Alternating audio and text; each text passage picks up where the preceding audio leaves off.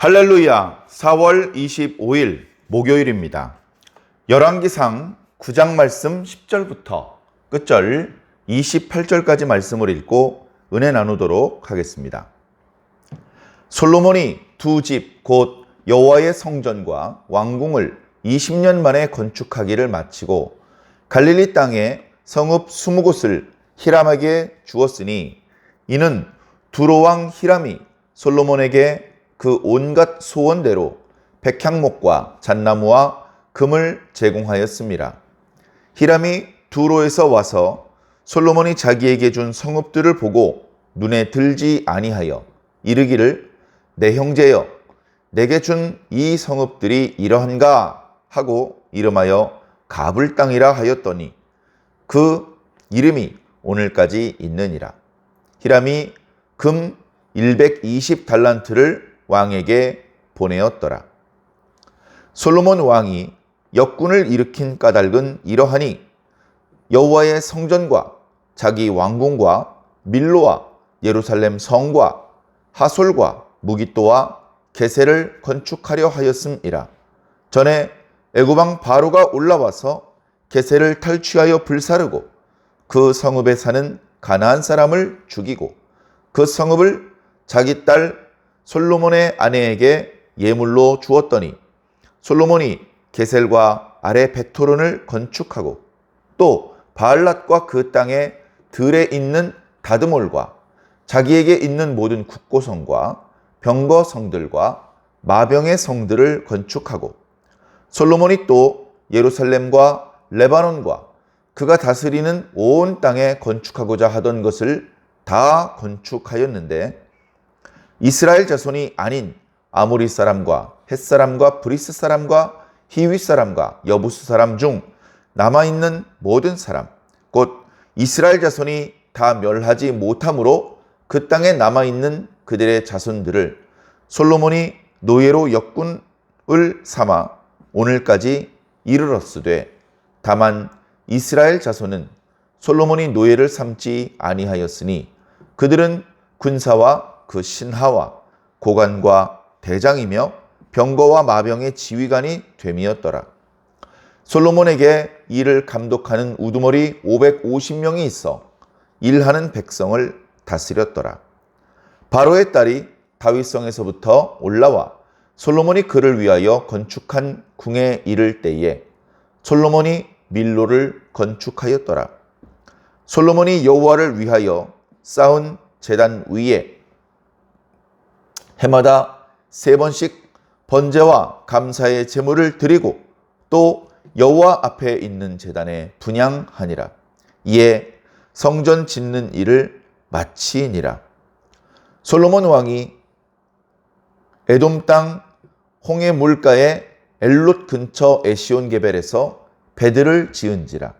히람이 자기 종 곧 바다에 익숙한 사공들을 솔로몬의 종과 함께 그 배로 보내매 그들이 오빌에 이르러 거기서 금 420달란트를 얻고 솔로몬 왕에게로 가져왔더라. 아멘. 아멘. 감사합니다. 예. 지난 시간에 솔로몬이 이제 기도했던 것들에 대해서 하나님께서 응답해 주시는 말씀에 대해서 우리가 묵상을 했습니다. 솔로몬의 기도를 하나님께서 들으셨죠. 하나님께서 성전을 건축한 것과 솔로몬이 간절한 마음으로 기도한 그 모든 기도의 내용을 좋게 보셨습니다. 기뻐하셨습니다. 그래서 솔로몬과 또 이스라엘 백성들에게 복을 내리기를 원하셨죠. 문제는 솔로몬 본인도 그렇고 그리고 앞으로 자자 대대손손 자손들이 과연 복을 받을 것인가? 지금은 하나님께서 복을 주시는데 이 복을 자손들도 다 함께 계속해서 지속적으로 누릴 수 있을 것인가? 이것을 솔로몬도 백성들도 궁금해하고 하나님께서도 그 부분을 말씀해주고 있는 것이죠. 핵심은 무엇이냐? 성전을 건축했기 때문에 자자 대대손손의 축복이 보장되어 있다? 아니라는 겁니다. 심지어 우리가 잘 아는 에레미야 선지자의 글에는 이런 표현도 있습니다. 이것은 여호와의 성전이라. 이것은 여호와의 성전이라. 이것은 여호와의 성전이라 하는 거짓말을 믿지 마라. 이렇게 에레미야가 당시 유다 백성들에게 소리쳤던 것입니다. 야, 여기 솔로몬 성전이 있잖아. 이게 있는데 뭐가 걱정이야. 우린 절대 망하지 않아. 그런 생각을 하고 있었기 때문에 그렇습니다. 그때 당시 유다 백성들이 가지고 있었던 그런 생각은 잘못된 생각입니다. 얼마나 잘못되었는지, 얼마나 하나님의 뜻으로부터 동떨어져 있는 생각인지 선지자는 그것은 거짓말이다 라고 말할 정도였습니다. 예루살렘 성전이, 솔로몬 성전이 당연히 여호와의 성전이죠. 그러나 문제는 성전을 건축했으니, 그것이 이곳에 있으니 우리는 자동으로 복받는다 라고 생각하는 그 생각이 틀렸다는 것입니다. 내가 오늘 예배의 은혜를 받았으니, 내가 오늘 하나님께 큰 돈을 헌금을 했으니 그 순간에는 하나님께 복을 받고 사랑을 받을 수 있겠죠. 그러나 그 축복이 지속될 수 있느냐? 지속되기 위해서 계속 성전을 건축해야 되는 것은 아닙니다. 그걸 바라시는 것이 아니에요. 지속되기 위해서 계속 헌금을 바쳐야 되는 게 아니란 말입니다. 문제는 뭐냐 하면 내가 진심을 다 바쳐서 하나님을 사랑하고 하나님의 계명을 지키느냐. 하나님을 사랑하고 하나님의 계명을 지키기만 하면 오늘 받은 축복이 내일도 모레도 자자대대손손이 계속될 수 있다. 그러나 너희들이 나에게서 등을 돌리고 내 계명을 더 이상 지키지 않고 심지어 우상 숭배에 빠진다면 나는 너희들을 이 땅에서 끊어버릴 것이다. 성전이라도 내 앞에서 던져버릴 것이다 라고 말씀하셨습니다. 정신 똑바로 차려야 되는 말이죠. 자, 과연 이 말씀을 솔로몬이 듣고 이해를 못했을까? 그럴 리가 없죠. 가장 지혜로운 왕입니다. 그러나 솔로몬의 어떤 모습들을 보면 조금 우려스러운 부분들이 발견됩니다. 솔로몬 당시에는 그 우려스러운 부분이 표면으로 표출되지는 않았던 것 같습니다. 그리고 나름대로 솔로몬이 다소간의 실수도 지혜롭게 잘 이렇게 처리를 해가면서 지나갔던 것 같습니다. 그러나 애초에 그런 뭔가 이렇게 처리를 해야만 하는 그런 불완전하고 그런 우려스러운 행동 자체를 하면 안 되는 것이죠. 사람이 많은 시장에서 엄마 손을 잡았다 놨다 잡았다 놨다 아주 위험한 상황입니다. 엄마 손을 꽉 잡고 놓지 말아야죠. 자, 말씀을 보면 솔로몬이 두 집, 곧 여호와의 성전과 왕궁을 20년 동안 건축하고 이제 마쳤다. 이 공사를 마쳤다는 이야기를 벌써 몇 번째 하는지 모릅니다. 학자들이 찾아보니까 한 7번 했대요. 뒤에 또 나옵니다. 이렇게 마쳤다고 하는 데는 이제 의미가 있는 것이죠.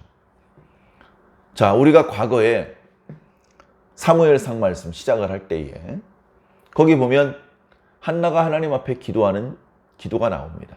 제일 앞에. 그리고 사무엘 하에 보면 거기는 다윗이 나단 선지자의 말씀을 듣고 다윗이 기도하는 기도가 나옵니다. 그 두 기도가 사무엘상과 사무엘하를 지탱해주는 기둥과 같은 기도입니다. 그런데 재미있는 것은 그 두 기도가 연결되어 있다는 것입니다. 두 기도가 연결되어 있어요. 다윗이 말합니다. 자기가 하나님께 집을 짓기를 원한다고 말했습니다. 그랬는데 하나님께서 놔둬라. 내가 네 집을 지어주겠다. 다윗이 하나님의 집을 지어주는 것이 아니고 하나님께서 다윗의 집을 지어주시겠다라고 말씀하시는 겁니다. 여기서 집이 두 개가 나옵니다. 하나는 하나님의 집이고 하나는 다윗의 집입니다. 하나님의 집은 이제 백성들이 하나님께 제사를 드릴 수 있는, 하나님께 기도할 수 있는 그런 성전을 말씀하시는 것이고, 다윗의 집이라는 것은 다윗의 왕위, 왕조를 말하는 것입니다. 다윗은 하나님께 집을 지어드리기를 원했습니다. 자기는 백향목으로 된 왕궁에 살고 있는데 하나님께서 천막에 살고 있다니. 내가 하나님께 더 좋은 집을 지어드려야 되겠다. 그런 생각을 다윗이 하고 있었습니다. 하나님께서는 내 집은 내가 져. 내 집을 왜 네가 걱정해? 내가 네 집 지어줄게. 하면서 다윗의 아들들 중에서, 다윗의 자손들 중에서 계속해서 왕의 제목들이 나타날 것을 약속해 주셨죠. 그 두 집에 대한 상징적인 결과물을 솔로몬 시대에 건축을 한 겁니다. 물론 이미 다윗 궁이 있었기 때문에 굳이 13년 동안이나 솔로몬의 궁전을 따로 지어야만 했나. 거기서 멈췄더라면 얼마나 좋았을까, 아름다웠을까. 모든 힘을 성전에 쏟아붓고 거기서 멈췄으면 얼마나 좋았을까. 백성들도 고달프지 않고 세금이라든가. 그런데 솔로몬은 기어이 20년 동안의 공사를 다 진행을 합니다. 하고 싶은 모든 공사를 다 하고 마쳤다라는 말씀이 이제 오늘 말씀에 나타나고 있는 것이죠. 자, 그때에 이제 더 이상의 공사가 없으니까 그동안 자신을 도와준 두로 왕 히람에게 보상을 해주기를 원했습니다. 처음에는 두로 왕 히람이 음식물을 보내달라고 했습니다. 그래서 음식물을 많이 보내줬죠. 많이 보내줬습니다. 해마다 보내주었다라고 이제 기록을 하고 있는데, 이제 다 일이 끝나고서 이제 마지막으로 보상을 해주는데, 갈릴리 땅에 있는 성읍 20곳을 히람에게 주었다라고 기록하고 있습니다. 당시 두로는 해양 무역으로 크게 부강했습니다. 그 두로는 이제 다윗도 그랬고 솔로몬 시대에 군대를 보내서 정벌하고 그러지 않았습니다. 형제로서의 동맹을 유지하고 있었습니다. 그리고 성전이 건축되는데 많은 도움을 주었습니다. 물론 값을 치렀지만 그나마 값을 치르고라도 그런 좋은 건축자재와 건축 기술자들을 확보하는 것이 쉬운 일이 아니죠. 많이 도와줬습니다. 그래서 그것에 대한 보상으로 지금까지 음식물을 보내주었고, 그리고 이제 마지막으로 성읍 20곳을 주면서 보상을 끝내려고 합니다. 마침 두로도 해상무역으로 해안가에 있는 도시국가들인데 거기서 이제 내륙으로 확장을 하려고 하던 때이기 때문에 이스라엘 땅 중에서 두로에 가까운 갈릴리 지방을 띄워준 것이죠. 그런데 이제 히람이 와서 보니까 마음에 안 드는 거예요. 자기가 생각했던 위치도 아니고 자기가 생각했던 어떤 분위기가 아닌 겁니다. 거기 어차피 이스라엘 사람들 살고 있고 거기 땅이 뭐 엄청나게 농사를 짓기 좋은 땅이거나 뭐 별로 그런 것도 아니고, 그러다 보니까 형제여 나한테 준다는 거 고작 이거냐, 그렇게 말을 했다라고 기록하고 있습니다. 의아한 건 그 뒷구절에 히람이 솔로몬에게 금을 120달란트를 보냅니다. 그래서 이게 왜 보냈느냐? 왜 보내느냐? 그동안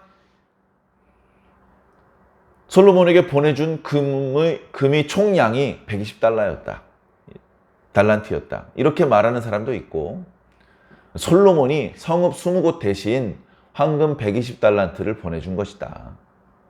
근데 이제 좀 기록하는 과정에서 잘못이 있었던 것 같다. 이제 그렇게 말하는 사람도 있는데, 어쨌든 현재 우리들이 가지고 있는 사본에는 히람이 솔로몬에게 120달란트를 준 걸로 기록되어 있거든요. 그래서 기록된 대로 우리는 또 번역을 해서 이렇게 되어 있습니다. 어쨌든 두로왕 히람이 백향목이며 잣나무며 또 때로는 금을 보내주어서 그 성전 내부의 모든 벽과 천장과 또는 기구들을 전부 다 금으로 입히지 않았습니까? 얇은 금 바개 형태로 입혔다 하더라도 그 양이 어마어마했을 것입니다. 거기에 입혀져 있는 금을 가져가려고 불을 지르고 그 금 조각들이 녹아서 덩어리로 이렇게 뭉치면 그걸 이제 약탈을 해가는 그런 식으로 이제 나중에 예루살렘 성전이 파괴를 되는 그런 지경에 있었죠. 자, 이어지는 말씀에 보면 솔로몬 왕이 역군을 일으킨 까닭은 건축 공사가 많았기 때문이다. 성전과 그 다음에 왕궁 이외에도 여기 보니까 밀로, 그 다음에 예루살렘 성벽도 지어야 되고요. 그 다음에 하솔은 북쪽입니다. 무깃돈 중간이고 게셀은 남쪽이죠. 이쪽에 있는 성읍들을 요새로 건축을 하려고 합니다. 게셀을 어떻게 얻게 됐는지 16절에 설명이 있고요. 17절에는 구체적으로 이제 건축을 했던 도시 이름들이 나오죠. 게셀과 아레 베토른, 바알랏과 다드몰, 그리고 그 외에도 국고성, 나라의 재정을 보관하는 건물이죠. 그 다음에 병거성, 병거들을 보관하는 건물입니다. 마병의 성, 말들을 이렇게 마구간인데 그 규모가 크다 보니까 마병의 성이라고 표현하고 있는 것이죠. 이런 것들을 건축했다. 사방에 자신이 건축하고 싶은 것은 다 건축했다라고 기록하고 있습니다. 자, 여기서 또 걱정스러운 부분이 나오는 것이요. 왕은 돈을 많이 두지 말아라, 여자를 많이 두지 말아라, 그리고 말을 많이 두지 말아라 라고 말씀하고 있는데 여기 마병의 성들을 건축했다는 것은 벌써 또 우려스러운 겁니다. 얼마나 말을 많이 끌고 들어왔을까. 우리 이스라엘 땅은 말이 자생할 수 있는 지역은 아니었던 것 같습니다. 그러나 당시에 말은 전쟁에 있어서 없어서는 안 되는 너무나 요긴한 도구죠. 엄청 비쌌습니다. 지금도 비쌉니다. 지금도 말 쓸만한 거 뭐 이렇게 승마에 쓰려면 저렴한 게 1,000만 원, 2,000만 원이랍니다. 좋은 건 20억, 30억씩 한답니다. 말 한 마리에. 옛날에 뭐 더 비싸면 더 비쌌지 뭐 싸진 않았겠죠. 근데 그렇게 말을 많이 끌어들여 놓고 사방에 마곡간을 만들어 놓습니다. 그렇게 해 놓으면 이제 그 사이에서 또 망아지가 태어날 수도 있고, 그렇게 장기적인 목적으로 마곡간을 만들어서 나라를 좀 안정시키겠다. 군사적으로도 강건한 나라를 만들겠다.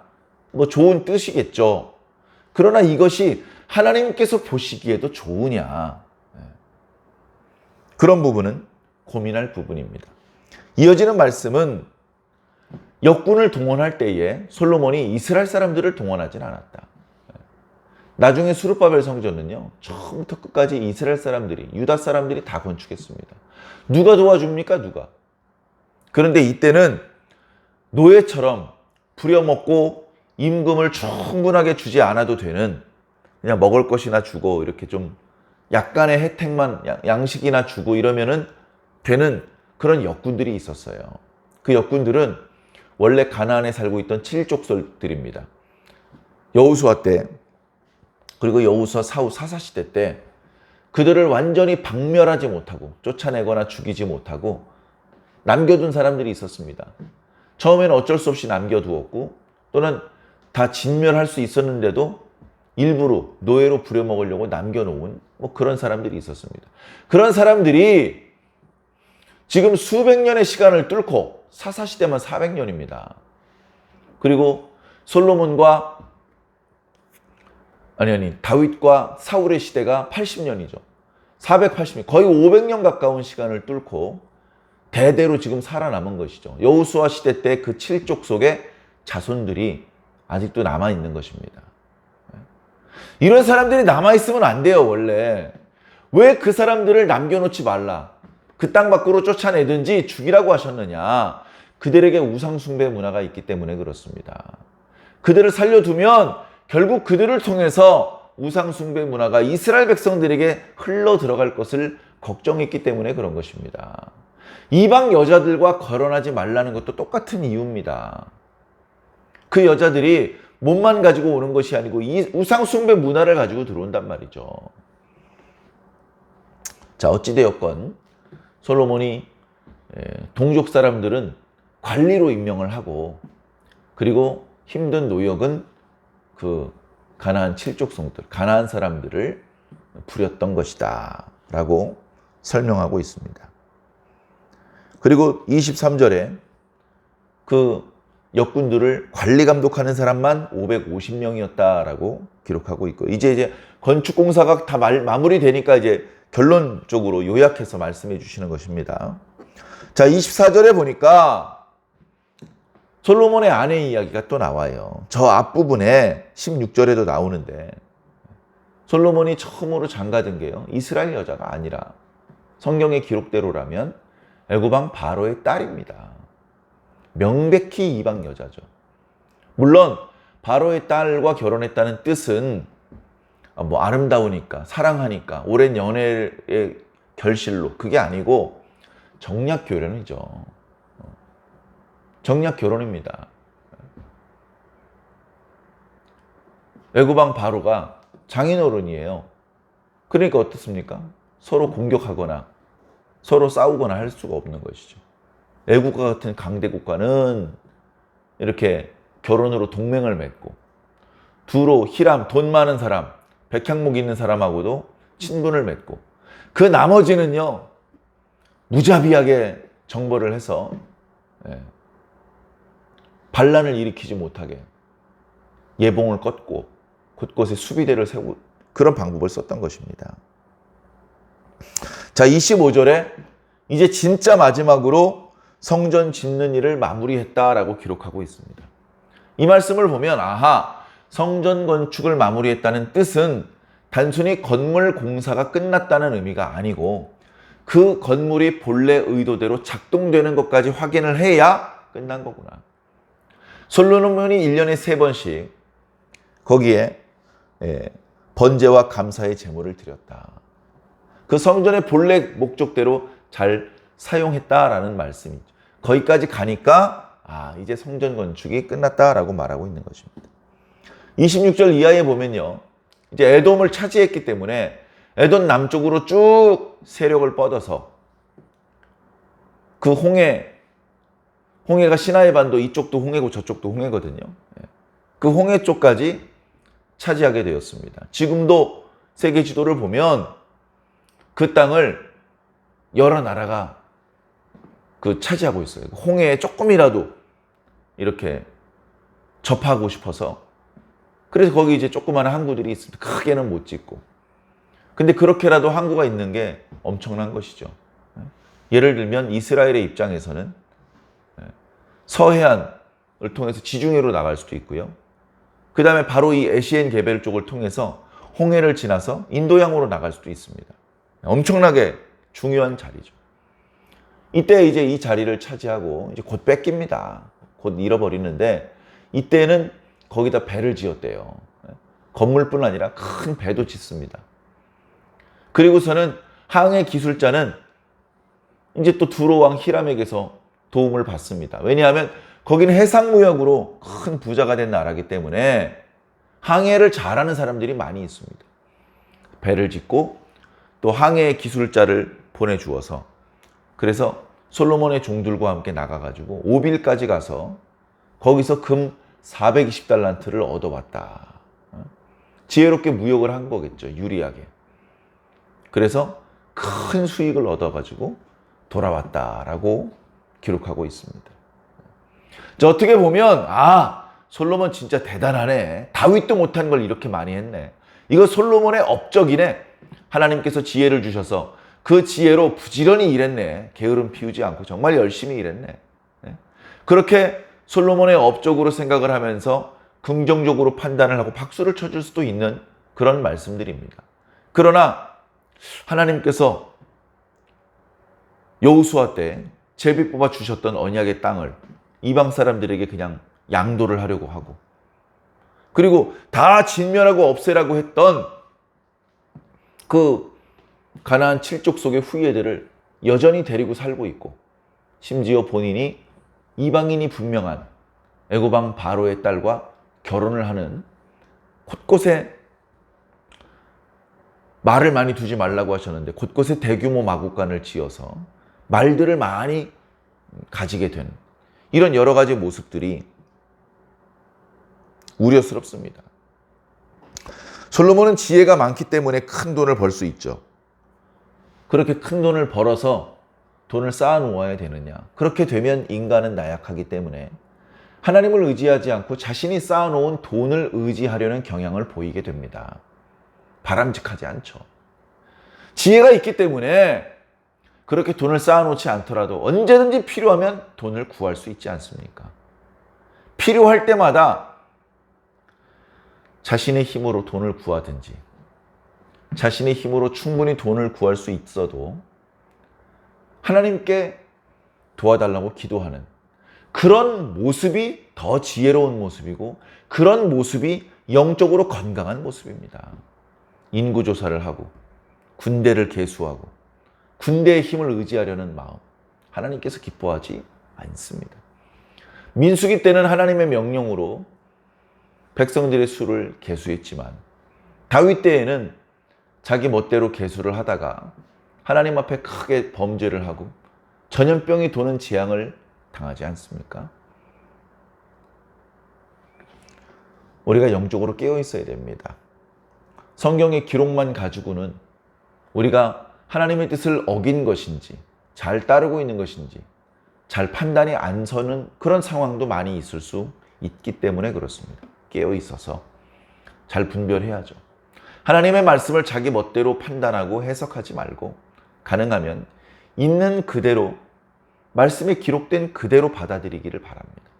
합리화시키지 말고 있는 그대로 받아들여서 잘 못하고 있으면 내가 잘 못했구나 인정하고 돌이키면 됩니다. 멈추면 됩니다. 근데 그걸 자꾸 합리화하면서 더 큰 사고가 터질 때까지 위험 사인을 무시하고 계속 질주하다가 대형 사고를 만나게 되는 것입니다. 사랑하는 성도 여러분, 항상 깨어서 여러 가지 방법으로 우리들을 일깨워 주시고 경고의 사인을 보내주실 때 불편하게 생각하지 말고 그 경고의 사인을 감사하게 받으시기 바랍니다. 그 사인을 유념해서 살펴보면 더 큰 재앙을 피할 수도 있기 때문에 그렇습니다. 오늘 하루도 하나님께서 우리를 향해서 여러 가지 방법으로 말씀하실 때 잘 깨달아 알아들으시기를 주님 이름으로 간절히 축원합니다. 아멘.